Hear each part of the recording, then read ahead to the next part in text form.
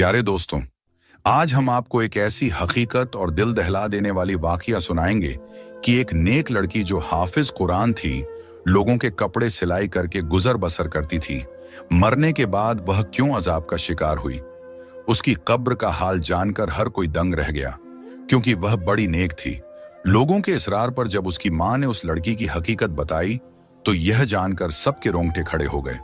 गुजारिश यही है कि इस वीडियो को आखिर तक जरूर देखें, क्योंकि बहुत सारी औरतें कपड़े सिलाई करते वक्त ऐसी गलतियां करती हैं। आज की कहानी बड़ी ही सबक अमोज और खासकर उन औरतों और मर्दों के लिए है जो सिलाई कढ़ाई जैसा काम करते हैं, क्योंकि अनजाने में वह ऐसा गुनाह कर जाते हैं जिसकी वजह से उन्हें बहुत सख्त अजाब का सामना करना पड़ सकता है। किसी शहर के दूर दराज इलाके में नफीसा नाम की लड़की अपनी मां के साथ रहती थी। उसके बाप का इंतकाल हो चुका था। नफीसा की मां ने नफीसा को कुरान पाक हिफ्स करवाया और स्कूल की तालीम भी दिलवाई और सिलाई भी सिखाई थी, ताकि यह लोगों के कपड़े वगैरह सिलाई करके और कुछ नहीं तो घर का खाना पीना ही चला सके, यानी कि उन मां बेटी की 2 वक्त की रोटी चल सके। नफीसा बहुत ही मेहनती लड़की थी। उसके कुछ वसूल थे जिससे वह कभी पीछे नहीं हटती थी। अभी भी कितनी देर देर से उसके पास 2 औरतें बैठी हुई थीं। बार बार कपड़े सिलाई के लिए इसरार किए जा रही थी, लेकिन नफीसा ने 2 टोक लफ्जों में उन्हें जवाब दे दिया कि वो उनके कपड़े नहीं सी सकती। वो औरतें फिर नफीसा की मिन्नतें करने लगी। नफीसा, देखो, इनकार ना करो, तुम सबके कपड़े सिलाई करती हो और बहुत अच्छी करती हो। हमारे कपड़े भी सिल दो, बहुत महंगे कपड़े खरीदे हैं। हमने किसी ऐसी दर्जी को देकर हम अपने कपड़े खराब नहीं करवाना चाहती। तुम तो जानती हो, तमाम गली मोहल्लों की औरतें तुमसे ही कपड़े सिलवाते हैं। तुम कम दाम में बहुत अच्छी सिलाई करके देती हो और कपड़े पहनने में भी बहुत अच्छे लगते हैं। नफीसा बोली, लेकिन जैसा डिजाइन आप लोग बोल रही हो, इस तरह के कपड़े मैं नहीं सिलती। उन कपड़ों में पूरे पूरे बाजू नजर आएंगे। शलवार का डिजाइन भी ऐसा होगा कि पिंडलियों से ऊपर पांव दिखेंगे। तौबा तौबा, मैं ऐसे कपड़े कैसे सिल सकती हूँ? नफीसा ने यह बोलकर साफ साफ इनकार कर दिया। वो औरतें कहने लगी, हम तुम्हें 500 सिलाई देने की बजाय 1000 जोड़े की सिलाई देंगी। हमें तुम्हारे हाथ की सिलाई बहुत पसंद है। तुम बहुत हिफाजत से काम करती हो। नफीसा खड़ी हुई और कहने लगी, नहीं बाजी, मैं सिलाई नहीं करूंगी। और फिर वह अपने किचन खाने की तरफ चली गई। नफीसा की अम्मा ने शर्मिंदगी से उन दोनों औरतों से मजर्रत की और कहने लगी कि मेरी बेटी थोड़ी पर्देदार है, वह इसीलिए इस तरह के कपड़े नहीं सीती। वो दोनों औरतों के जाने के बाद नफीसा की अम्मा ने नफीसा से कहा, बेटी, तुम क्यों लगी रोजी को धक्का देती हो? आखिर तुम कपड़े सिलाई क्यों नहीं करना चाहती थी? कोई 4 पैसे आ जाते। नफीसा बोली, अम्मा, मैं ऐसे ही बेहयाई के कपड़े किसी को सिल कर नहीं दे सकती। इतना कहकर नफीसा अपना दुपट्टा सेट करते हुए वजू करने चली गई और उसकी अम्मा भी खामोश हो गई। वह जब भी नफीसा से कोई बात करती तो वह इसी तरह के जवाब देती थी। उन्हें अपनी बेटी से बहुत मोहब्बत थी। उसकी माँ भी लोगों के घरों का काम करके आती थी और बेटी घर पर मेहनत करती थी। ऐसा करते करते नफीसा ने अपने पूरे दहेज का सामान बना लिया। फिर नफीसा की मां ने अच्छा लड़का देखकर नफीसा की शादी कर दी। वह लड़का गरीब जरूर था, लेकिन नफीसा की बहुत इज्जत किया करता था।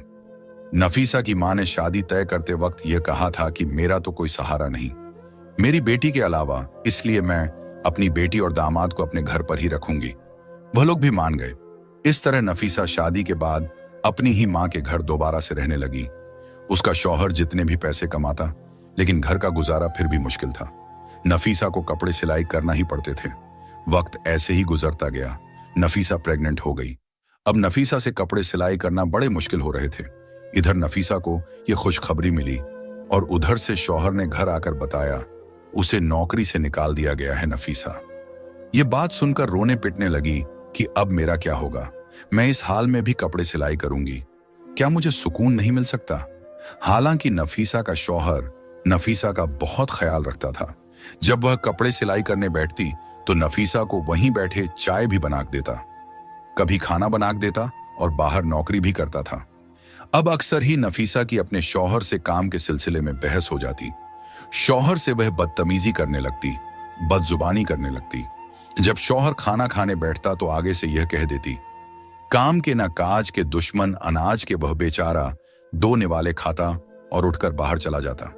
हालांकि वह भी रोज काम ढूंढने जाता था और यह तो अल्लाह की मर्जी थी कि उसको काम मिल ही नहीं रहा था। ऐसा करते करते आखिर वो दिन आ गया कि नफीसा के घर बेटी पैदा हुई। नफीसा का शौहर और नफीसा की माँ बच्ची को देखकर बहुत खुश हुए। नफीसा का शौहर तो बच्ची की खुशी में घर घर में मिठाइयां बांट रहा था। इधर नफीसा के शौहर को बच्ची की खुशखबरी मिली और उधर नफीसा के शौहर का काम भी लग गया। जहां नफीसा के शौहर को काम मिला, वह ठेकेदार बड़ा ही सख्त मिजाज था। मजदूरों के साथ बदतमीजी से पेश आता। उसे बस काम ही प्यारा था। लोग बस मजबूरी के तहत उसके पास काम करते थे और अक्सर वो मजदूरों को गंदी गालियां भी दे दिया करता था। इधर नफीसा के घर का गुजारा मुश्किल हो रहा था। जब बेटी थोड़ी सी बड़ी हुई तो नफीसा ने फिर से अपनी सिलाई स्टार्ट कर दी ताकि उसकी बेटी का खर्च भी पूरा हो सके। जो भी औरतें कपड़े सिलवा कर ले जाती, उनके कपड़ों में से जो कपड़ा बच जाता वो औरतें उसी को दे देती। उसी कपड़े से वो अपनी बेटी के छोटे छोटे फ्रॉक्स सिलाई कर लेती और उसको पहनाती। इसी तरह वह गुजर बसर कर लेती, क्योंकि नफीसा के शौहर की इतनी कमाई तो है नहीं थी कि जिससे वह ज्यादा खर्च कर सके। बिजली के बिल और घर का सौदा सलफ ही शौहर पूरा कर सकता था।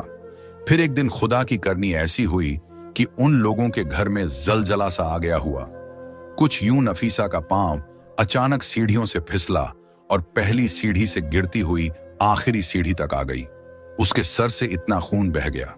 नफीसा की मां रोने चिल्लाने लगी। पूरा मोहल्ला उनके घर में इकट्ठा हो गया। जल्दी से नफीसा के शौहर को खबर कर दी गई। जुमे का दिन था और नफीसा का शौहर इसलिए आज काम पर था कि एक्स्ट्रा जो पैसे मिलेंगे मैं अपनी बच्ची के लिए खिलौने खरीदूंगा। उस दिन और कोई मजदूर वहां काम नहीं कर रहा था। जब नफीसा के शौहर को बीवी की ऐसी खबर मिली तो जल्दी से अंधाधंध उसने ताले लगाए और भागकर घर वापस आ गया। चाबी उसने अपनी जेब में रख ली और जल्दी से घर आ गया। डॉक्टर के पास ले जाते नफीसा रास्ते में ही दम तोड़ गई। नफीसा के शौहर को नफीसा की कई बातें बहुत याद आ रही थीं। वह तड़प तड़प कर रो रहा था और नफीसा की मां भी चीख चीख कर रो रही थी। नफीसा का शौहर इसलिए भी ज्यादा रो रहा था कि उसकी मासूम सी बच्ची है। उसका क्या होगा, बिना मां के कैसे पलेगा। अभी तो वह इतनी छोटी थी कि मां का दूध पीती थी। यह सब सोचकर वो और भी ऊंची आवाज में रोने लग जाता। नफीसा की अचानक मौत पर हर कोई अफसोस करने लगा। कौन जानता था कि एक जवान लड़की भरी जवानी में यूं खामोशी से चली जाएगी। हर कोई नफीसा की नेकी के गुण गाया करता था, सभी जानते थे। वो कितनी नेक थी, परहेजगार थी, हर किसी का ख्याल रखने वाली थी। हर कोई उसकी तारीफ में लगा हुआ था। नफीसा की मां और शौहर का रो रो कर बुरा हाल हो गया। वो दोनों गम से निढाल थे। फिर तदफीन का वक्त करीब आया और नफीसा का जनाजा पढ़ाया गया। नफीसा को करीबी कब्रिस्तान ले जाकर दफना दिया गया। उसे दफनाते वक्त उसका शौहर कब्र के अंदर उतरा था और उसी दौरान उसके जेब में से वह चाबियां निकलकर कब्र के अंदर गिर गई। जहां काम से वह ताले लगाकर आया था, उसके शौहर को इस बात का पता ही न चला। वो घर लौट आया। शाम होते ही सब लोग अपने अपने घरों को चले गए। सबके जाने के बाद घर बिल्कुल वैरान सा हो गया। नफीसा की सिलाई मशीन सामने ही रखी हुई थी, जिसे देखकर उसकी मां बार बार रोने लग जाती, क्योंकि उसको पहले बेवा होने का दुख था और अब बेटी के चले जाने और छोटी नवासी का तन्हा रह जाने का दुख बार बार सता रहा था। नफीसा के शौहर ने नफीसा की मां को संभाला और गोद में अपनी बच्ची को भी बैठाया हुआ था। लेकिन एक मां को कहां करार आना था। जिस बेटी ने मां का बाजू बनाकर दिखा खाया था, वो इतनी अचानक चली गई। नफीसा की मां को तो यकीन ही नहीं आ रहा था। बस नफीसा की मां यही बोले जा रही थी, अभी अभी तो मेरी बेटी कपड़े सिलाई कर रही थी। यह सब क्या हो गया। उसकी मां को किसी भी तरह से यकीन ही नहीं आ रहा था कि उसकी बेटी अब इस दुनिया से जा चुकी है। नफीसा की नन्ही बेटी भी बिलक बिलक कर रो रही थी और नफीसा का शौहर नहीं चाहता था कि वह अगले 2-3 दिन काम पे जाए। वो अपनी बेटी का खूब ख्याल रखना चाहता था और बीवी के गम में बहुत मिडाल था। इसलिए वह मालिक को बताना चाहता था कि मैं अगले 3 दिन काम पर नहीं आऊंगा। जैसे ही नफीसा के शौहर ने जेब को हाथ लगाया तो उसकी जेब में चाबियां नहीं थीं। वो सोच में पड़ गया कि ये आखिर चाबियां कहां चली गईं। बहुत सोचने के बाद भी उसके दिमाग में आया कि चाबियां तो उसने जेब में ही रखी थी। नफीसा की मां भी अपने दामाद का परेशानी वाला चेहरा देख रही थी। कहने लगी, साबिर बेटा क्या बात है। तब साबिर ने अपनी सास को बताया, माँ जी मेरी जेब में चाबियां थीं, वह पता नहीं कहाँ गिर गई। पता नहीं मस्जिद में गिर गई या कब्रिस्तान में गिर गई। उसी वक्त साबिर के जहन में यह बात आई कि जब वह कब्र के अंदर उतरा था उस वक्त कहीं चाबियां कब्र में तो नहीं गिर गई। उसी सोच के आते ही वो बहुत ज्यादा परेशान हो गया, क्योंकि वह ठेकेदार बहुत ही जरीला आदमी था। उसने तो साबिर को छोड़ना नहीं था। जरा सी चाबी के गुम होते ही उसने तो उसकी जान ले लेनी थी, क्योंकि उसको इंसान से ज्यादा उनके काम की फिक्र रहती थी। अभी साबिर यही सोच रहा था कि ठेकेदार का फोन आ गया और उसने कहा, सुबह बंद काम पर लगाने हैं तो मुझे अभी और इसी वक्त रातों रात चाबियां देकर जाओ, ताकि मैं बाकी के काम पर सुबह सवेरे मजदूरों को लगा सकूं। इतनी बात सुनकर साबिर का हल्क सूख गया। वह यह भी ना कह सका कि चाबियां कहीं घूम गई हैं। उसने बस इतना ही कहा कि मैं आपको चाबियां सवेरे पहुंचा दूंगा। अब उसे रातों रात में ही चाबियां तलाश करनी थी। बहुत सोच विचार करने के बाद उसने कब्रिस्तान का रुख किया। रात के 1 बज रहे थे और नफीसा की बेटी अभी नानी के पास सो रही थी। नफीसा का शौहर रात के 1 बजे ही कब्रिस्तान की तरफ कदम बढ़ाने लगा। उसका दिल घबराहट का शिकार था। वह बहुत ज्यादा परेशान होने के साथ साथ खौफजिदा भी था। इससे पहले वो कभी इतनी रात को कब्रिस्तान नहीं आया था। यह कब्रिस्तान गांव से कुछ दूर वाक़या था। उसे बिल्कुल भी समझ में नहीं आ रहा था कि वो क्या करें, लेकिन यह भी मजबूरी थी। वो कीमती चाबियां थीं, उसने अपनी लापरवाही से गुम कर दी थी, और इन चाबियां को तलाश करते करते वो रात के 2 बजे कब्रिस्तान में पहुंच गया था। 400 एक अजीब सी मौत की वहशत थी। नफीसा के शौहर साबिर का दिल बैठने लगा। शाम को ही उसने अपनी बीवी को जिस कब्र में दफन किया था वह उसके करीब पहुंच गया। फिर उसने पैरों की तरफ से खुदाई शुरू कर दी। उसका मकसद अपनी चाबियां का हसूल था। अभी उसने थोड़ा हिस्सा ही खोदा तो समीर वहां पहुंच गया और गुस्से से कहने लगा, ये तुम क्या कर रहे हो? क्या तुम कोई कफन चोर हो? नफीसा के शौहर ने घबराकर टॉर्च अपने चेहरे की तरफ किया तो गोरख समीर कहने लगा, तुम तो वही हो ना जिसकी बीवी का शाम में इंतकाल हुआ था। नफीसा का शौहर घबराकर कहने लगा, हाँ, मैं शाम को अपनी बीवी को यहां दफनाने आया था, लेकिन बीवी को दफनाते हुए कीमती चाबियां मेरी जेब से कब्र में गिर गई हैं, और वह चाबियां मेरे लिए बहुत जरूरी हैं। बड़ा मेहरबानी आप ही मेरी मदद कर दो। यह सुनना था कि वह आदमी जो गोरखन था नफीसा के शौहर की मदद करने लगा। दोनों ने मिलकर बहुत जल्दी अच्छी खासी कब्र खोद ली। गोरखन के साथ मिलने से नफीसा के शौहर का डर भी खत्म हो चुका था और चाबी मिलने की उम्मीद भी जाग उठी थी। कुछ ही देर बाद कब्र पूरी तरह खुल चुकी थी। जब नफीसा के शौहर ने कब्र के अंदर का मंजर देखा तो नफीसा के शौहर के होश उड़ गए। गोरखन ने दोबारा से जल्दी जल्दी कब्र में मट्टी डालना शुरू कर दी। उसके पसीने छूट रहे थे। वो कहने लगा, तुम्हारी बीवी कैसी औरत थी जो इसकी कब्र में ऐसा अजाब हो रहा है? नफीसा के शौहर को तो खुद भी यकीन नहीं आ रहा था। जो कुछ उसने देखा है वो सच में क्या उसकी बीवी के साथ ही हो रहा था? नफीसा तो बहुत अच्छी और नेक थी। उसकी नेकी का तो हर कोई तारीफ करता था। उसने तो कभी कोई ऐसा गुनाह नहीं किया था जिसकी वजह से उसका यह हाल हुआ। वह परेशानी से तड़पने लगा। मेरी बीवी को ऐसे कौन से गुनाह की इतनी बड़ी सजा मिल रही है? गोरखन ने कहा, तुम चाबियां का कोई और इंतजाम कर लो। कब्र में चाबियां ढूंढना बहुत मुश्किल है, और तुमने खुद ही देखा ना कि इसका यह अजाब खत्म नहीं हो रहा, और वह किस हाल में है। इसकी तरफ से तौबा इस्तगफार करो, और अगर कोई गुनाह ऐसा है जो इसने अपनी जिंदगी में किया है तो इसके बारे में पता लगाओ, ताकि उसकी मगफिरत हो सके। सबीर रोते रोते अपने घर वापस पहुंचा। नफीसा की मां ने उसे देखा तो कहने लगी, तुम इतनी रात तक कहां थे? मैं कब से तुम्हारे लिए परेशान हो रही थी। सबीर नफीसा की मां के कदमों में बैठ गया। कहने लगा, अम्मा, मेरा चैन सुकून सब लुट गया, और अभी भी बुरी तरह से वह कांप रहा था। नफीसा की मां घबरा गई। पूछने लगी, बेटा बताओ तो सही, क्या माजरा है? तुम इतनी रात तक कहां थे? सबीर ने बताया, वह चाबियां की तलाश में कब्रिस्तान गया था, लेकिन वहां जाकर तो जो मंजर मैंने देखा उसके बाद शायद मैं सारी जिंदगी सुकून की सांस ना ले सकूं। नफीसा की मां भी डर गई और कहने लगी, पहेलियां ना बुझाओ, साबिर बताओ तो सही, क्या हुआ?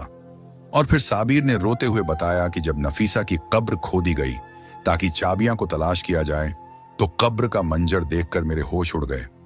अम्मा, नफीसा जैसी नेक औरत को इतना सख्त अजाब हो रहा था, मैं आपको बता नहीं सकता। नफीसा के होठों पर आग जल रही थी और वह बुरी तरह चीखें मार रही थी। मैंने आग बुझाने की कोशिश की तो मुझे उसके स्याह होंठ नजर आए जो बहुत बड़े हो चुके थे, जैसे लटक गए हों, जबक बाकी का जिस्म सलामत था। थोड़ी देर के लिए आग बुझी और फिर दोबारा भड़क उठी। पहले तो मैं समझ नहीं सका यह खुदा की तरफ से अजाब है, लेकिन गोरखन ने मुझे बताया कि यह अजाबे इलाही है और सिर्फ इसके होठों को जला रहा है। साबिर रोते हुए कहने लगा, अम्मा समझ नहीं आता इसके होठों पर आग क्यों लगी थी। वो तो इन होठों से हर वक्त अल्लाह का जिक्र किया करती थी, बुराई नहीं की थी, वो अच्छी औरत थी। नफीसा की माँ और उसका शौहर ऐसे ही सारी रात रोते रह रहे और अल्लाह ताला से नफीसा की मगफिरत के लिए दुआएं मांगते रहे। फजर की अजान हुई तो नफीसा की माँ कहने लगी, मस्जिद के इमाम साहब को खामोशी से सारी बातें बताओ और पता करो क्या मामला है, मेरी बेटी के साथ ऐसा क्यों हो रहा है, क्या उससे कोई गलती हुई। इमाम साहब बहुत ही नेक और पहुंचे हुए इंसान हैं, यकीनन वो हमारी जरूर मदद करेंगे। साबिर को भी यह बात मुनासिब लगी। इस मसले का अगर कोई हल बता सकता था तो वह इमाम साहब ही थे। साबिर नमाज के लिए गया तो नमाज के बाद उसने मस्जिद के इमाम साहब को रोक लिया और तन्हाई में उन्हें रोते हुए सारी बात बता दी। यह सुनकर वह कहने लगे, मैं नफीसा की माँ से मिलना चाहता हूँ। साबिर इमाम साहब को अपने घर ले आया और नफीसा की माँ से उसकी मुलाकात करवा दी। इमाम साहब पूछने लगे, अम्मा बताओ, नफीसा कहीं किसी की चुगली तो नहीं करती थी या कोई ऐसा गुनाह जो उसके मुंह से होता हो। नफीसा की माँ कहने लगी, नहीं, मेरी बच्ची सिर्फ सिलाई का काम करती थी। उसे इतनी फुर्सत कहाँ कि वह आस पड़ोस में जाए या अपनी सहेलियों को अपने पास बुलाए। फिर यह सुनकर इमाम साहब ने एक ऐसा सवाल किया जिससे नफीसा की माँ चौंक उठी। इमाम साहब ने कहा, क्या नफीसा किसी की अमानत को अपने पास रखती थी, यानी कोई बचा हुआ कपड़ा, कोई जोड़े पर लगने वाली लेस वगैरह। नफीसा की माँ कहने लगी, नफीसा तो बचे हुए कपड़े और धागा वगैरह सब कुछ वापस लौटा देती थी और जो कपड़ा उसे चाहिए होता था वह पूछ कर लिया करती थी। इमाम साहब कहने लगे, सोच लो कि ऐसी गलती हो सकती है जिसकी वजह से उसके मुंह को अजाब हो रहा है, लेकिन फिर भी उसने जाने अनजाने में कोई ऐसा गुनाह तो जरूर किया है। अमानतों के मामले में हमें बहुत सख्त तौर पर सवाल जवाब का सामना होगा। मुझे लगता है यहाँ अमानत का ही कोई मामला है, क्योंकि नफीसा बेटी की नेकी से तो मैं खुद वाकिफ हूँ, क्योंकि इमाम साहब भी नफीसा को अच्छी तरह जानते थे। उन्हीं के पास तो नफीसा ने कुरान पाक हिफज। इमाम साहब कहने लगे, बीवी फिर भी बेटी की कोई ऐसी बात सोचकर बताओ जो वह किया करती थी और उस आदत का ताल्लुक नफीसा के होठों से हो। नफीसा की माँ बहुत सोचकर कहने लगी, और उसकी उस आदत से मुझे बड़ी चीड़ थी। वो कैंची की बजाय अपने मुंह से धागा तोड़ती थी और फिर धागे का जो जरा रेशा उसके मुंह में या होठों पर रह जाता उसे दांतों में मैं चुभा। अक्सर ही मैंने उसका मुंह चलते हुए देखा था, लेकिन वह बार बार कैंची नहीं उठाती थी, मुंह से धागा खींचकर तोड़ दिया करती थी और फिर उसी धागे को मुंह से चिबाकर थूक देती थी। बहुत बार मैंने उसे समझाया कि इस तरह होंठ भी कट सकता है, लेकिन वह अपनी आदत में पक्की हो चुकी थी। यह सुनते ही इमाम साहब कहने लगे, तो फिर हो सकता है यह अजाब उसी धागे के जर्रे की वजह से हो, क्योंकि जब नफीसा की मौत हुई थी तो इससे पहले वह कपड़े सिलाई करती उठकर सीढ़ियों की तरफ गई थी। शायद उसकी मौत के वक्त वो धागे का जर्रा उसके मुंह में रह गया हो और उसी धागे की वजह से उस पर अजाब हो रहा हो। सिलाई के बचे हुए सामान के साथ धागे का एक जरा सा टुकड़ा भी उस शख्स की अमानत कहलाता है जो कपड़ों की सिलाई के पैसे देता है। सारी बची हुई चीजों की तरह दांगा और दूसरी चीजें भी वापस करना जरूरी होती हैं। बेहतर है कि आप लोग इस तरह से मगफिरत की दुआ करें और जो लोग भी नफीसा से कपड़े सिलवाते थे उन सब से बात करके नफीसा की आदत के बारे में बताएं और इसके लिए माफी मांग लें। यह सुनकर नफीसा की मां बहुत ज्यादा परेशान हुई। बज़हर तो यह बहुत मामूली सी बात थी, लेकिन उसकी वजह से नफीसा को इतना सख्त अजाब होगा यह उनके वहम गमान में भी ना था। फिर नफीसा की मां ने उन सब लोगों को अपने घर में जमा किया जिनके नफीसा कपड़े सिलाई किया करती थी और सबको नफीसा की इस छोटी सी आदत का बताकर नफीसा की मगफिरत के लिए हाथ जोड़े। लेकिन यह कोई ऐसी बड़ी बात तो थी नहीं, इसलिए सबने फौरन माफ कर दिया। कुछ लोगों की नजर में यह तो गुनाह भी नहीं था, लेकिन जो बात इंसान के नजदीक मामूली सी होती है, आमाल में वो अक्सर भारी होती है। यहां अब यह मामला अमानत का था, शायद इसलिए नफीसा की पकड़ हो गई थी। सब लोग नफीसा की अच्छी आदतों से वाकिफ थे, इसलिए नफीसा को माफ करके चले गए। उसी रात नफीसा की मां ने अपने दामाद से कहा, साबिर जल्दी से दोबारा चाबियां के लिए, तुम उसकी कब्र लाजमी खोदो और अंदर का मंजर देखकर बताओ क्या इस पर अजाब हट गया है। नफीसा की मां जानना चाहती थी कि उसके अजाब के पीछे असल वजह क्या थी। क्या वाकई एक जरा सा धागा उस पर अजाब की वजह बना था। उस रात साबिर फिर गोरखन के पास गया और उन दोनों ने मिलकर कब्र खोदी तो देखा कि नफीसा की मैयत बिल्कुल ठीक थी। उसके पास से खुशबू आ रही थी, किसी किस्म का कोई अजाब बाकी ना था और साबिर की चाबियां भी उसी कब्र में थीं। साबिर ने वो चाबियां वहां से उठाई और कब्र वापस से बंद कर दी और घर वापस आकर नफीसा की मां को सारा माजरा सुनाया। उन्होंने अल्लाह का शुक्र अदा किया, उनकी बेटी पर से अजाब इलाही हट गया। और फिर जब यह बात गांव वालों को पता चली तो हर कोई हैरान रह गया कि इस कदर नेकों का औरत को एक अमानत की वजह से अजाब भुगतना पड़ा था। सारे गांव वालों ने तौबा इस्तगफार की और फिर सबने अपने मामलात को सुधारने की कोशिश की। उसी दिन के बाद गांव में हर कोई अमानत को लेकर बहुत चकना हो गया। किसी के पास किसी की जरा सी चीज होती तो उसे फौरन वापस लुटाया जाता। नफीसा तो चली गई थी लेकिन जाते जाते अपनी मां और शौहर को उदास कर गई। वो नफीसा की बेटी और नफीसा का शौहर और मां तीनों उसे हर वक्त बार बार याद करते। नफीसा तो फूल थी जिसकी खुशबू चारों तरफ बिखरी हुई थी। उसके जाने के बावजूद भी लोग उसे बिल्कुल नहीं भूले थे। वह अपने अच्छे अखलाक और रवैये की वजह से सबके दिलों में आज भी जिंदा है। वो अब जन्नत के किसी आला मुकाम पर होगी।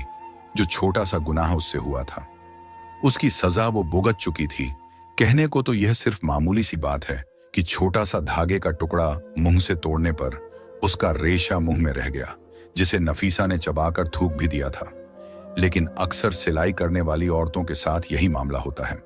बहुत सी औरतों को मैंने खुद मुंह से धागा कटते हुए देखा है, लेकिन क्या कभी किसी ने सोचा कि इसकी वजह से भी इंसान को अल्लाह के आगे जवाब देना होगा। यह जरा से धागे का रेशा भी अमानत का एक हिस्सा है और यह मामला कब्र तक जाएगा और इस जरा सी लापरवाही की वजह से भी अल्लाह का अजाब होगा। इसलिए आज की यह वीडियो हर उस शख्स के नाम है जो सिलाई कढ़ाई का काम करता है। अगर आप भी ऐसी कोई गलती करते हैं तो खुदारा ऐसी कोई गलती ना करें। ईमान में खयानत ना करें। धागे से लेकर बटन तक हर चीज को वापस कर दिया करें। हमें उम्मीद है कि आज की हमारी यह कहानी आप लोगों के लिए एक सबक है और जो लोग अमानत के बारे में मोहताज नहीं रहते वो भी इस कहानी से बहुत बड़ा सबक हासिल करेंगे। मजीद ऐसी ही वीडियो देखने के लिए चैनल को सब्सक्राइब जरूर करें। शुक्रिया।